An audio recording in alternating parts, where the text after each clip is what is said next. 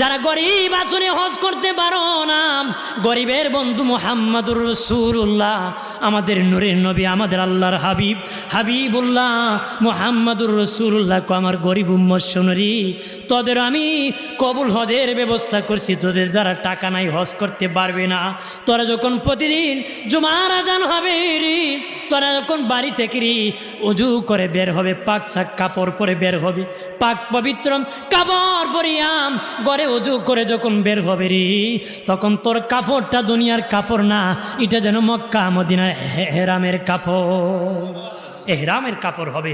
পাক চাক কাপড় পরে আমাদের দেশে বেটা বিয়ের বাড়ি যায় নতুন কাপড় পরে, শ্বশুর বাড়ি যায় নতুন কাপড় পরে, মসজিদে আয়বেলা ফারা সিরা চিতি পরে আছে ময়লা কাপড় দিয়া, কথা হয় না। দুনিয়ার বিয়াই বড় না আল্লাহ বড়? বিয়ার সামনে যদি ফারা কাপড় নতুন কাপড় নিয়ে দাঁড়ান, আল্লাহর দরবারে খারুলতে এর সে দামিটা নিয়ে দাঁড়াতে হবে।